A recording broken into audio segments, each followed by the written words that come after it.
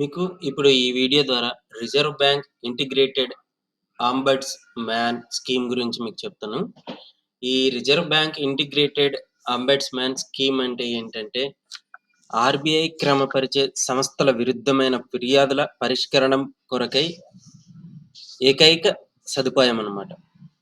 ఈ వీడియో ద్వారా Reserve Bank Integrated Ombudsman Scheme గురించి మీకు ఈ వీడియో ద్వారా చెప్తాను.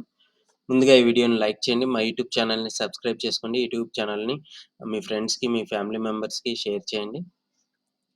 Reserve Bank Integrated Ombudsman Scheme గురించి చెప్తాను. అదేంటంటే, ఆర్బీఐ క్రమపరిచే సంస్థల విరుద్ధమైన ఫిర్యాదుల పరిష్కరణం కొరకైన ఏకైక సదుపాయం అన్నమాట ఇది. ఆర్బీఐ బ్యాంక్ పరిధిలోని బ్యాంకులు కానీ, ఏదైనా నగదు లావాదేవీలు జరిపే సంస్థలు ఏవైనా కానీ, వాటి ద్వారా కస్టమర్స్కి ఏదైనా సమస్య ఎదురైనప్పుడు ఆ సమస్య పరిష్కరించని తరుణంలో మనము ఆర్బీఐ బ్యాంక్కి మనము ఒక కంప్లైంట్ అనేది రేస్ చేయొచ్చు అనమాట. దీన్ని పరిపరి విధాలుగా ఉంటుంది.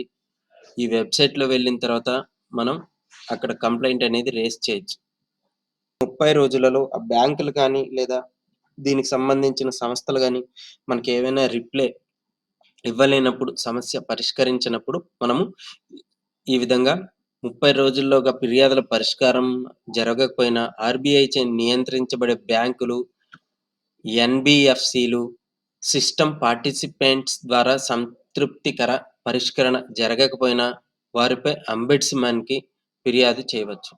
మరిన్ని వివరాల కోసం 14448కి కూడా కాల్ చేయొచ్చు. ఫిర్యాదు చేసేందుకు వెబ్సైట్ని సందర్శించి ఫిర్యాదు అనేది చేయొచ్చు అన్నమాట. ఈ విధంగా ఏదైనా బ్యాంక్ కానీ, ఏవైనా సంస్థలు కానీ ఇట్లాంటివి ఆ లావాదేవీల్లో ఏవైనా తేడా వచ్చి ఎక్కువ ఛార్జెస్ చేసిన దానికన్నా, అంటే రిజర్వ్ బ్యాంక్ సూచించిన నిబంధనల కన్నా వీళ్ళు విరుద్ధంగా ఎవరైనా పని చేసినా, లేదంటే మన సమస్యలు ఏవైనా కూడా వీళ్ళు పరిష్కరించకపోయినా మనము ఇక్కడ ఫిర్యాదు చేసి ఆ సమస్యని పరిష్కరించుకోవచ్చు అన్నమాట.